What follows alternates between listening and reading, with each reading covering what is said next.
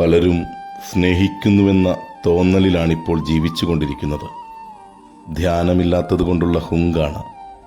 പത്രോസിനോടെന്ന പോലെ ക്രിസ്തു 3 ആവർത്തി ആ ചോദ്യം എന്നോട് ചോദിച്ചെന്നിരിക്കട്ടെ. ചെറിയ ഇടവേളകളുടെ അകലത്തിൽ നീ സ്നേഹിക്കുന്നുണ്ടോ? ഉണ്ടെന്ന് വളരെ വേഗത്തിൽ ഉത്തരം. എന്താ തർക്കം? ഈ കാണുന്നതും കാട്ടുന്നതും സ്നേഹമല്ലെങ്കിൽ പിന്നെ മറ്റെന്താണ്? ഒരു ധ്യാനത്തിൻ്റെ ഇടവേളയ്ക്ക് ശേഷം ആ ചോദ്യം ആവർത്തിക്കപ്പെടുന്നു. നീ സത്യമായിട്ടും സ്നേഹിക്കുന്നുണ്ടോ? ഇത്തവണ നേരത്തെ തോന്നിയ ഉറപ്പില്ല. ഞാൻ തെല്ല് സന്ദേഹിയാകുന്നു. ഈ ശാഠ്യങ്ങൾ, പരാതികൾ, കുറ്റപ്പെടുത്തലുകൾ, കൊടിയ പൊസസീവ്നെസ്, ഇതൊക്കെ തന്നെയായിരുന്നു സ്നേഹം? വീണ്ടും ഒരിക്കൽ കൂടി ആ ചോദ്യം മുഴങ്ങുന്നു. പറയുക, നീ സ്നേഹിക്കുന്നുണ്ടോ? ദൈവമേ, വാവിട്ടുകരയാതെ ഞാൻ എന്തു ചെയ്യും? നീ എല്ലാം അറിയുന്നു എന്ന് പറഞ്ഞ് നിലവിളിക്കുന്നു.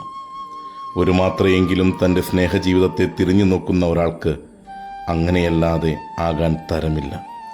ഉറപ്പ് സന്ദേഹത്തിനും സന്ദേഹം കരച്ചിലിനും വഴിമാറുക തന്നെ ചെയ്യും. മടങ്ങിപ്പോകട്ടെ ആ ആദി സ്നേഹത്തിൻ്റെ വിരുന്നുമേശയിലേക്ക്, പഴയ വാത്സല്യത്തോടെ.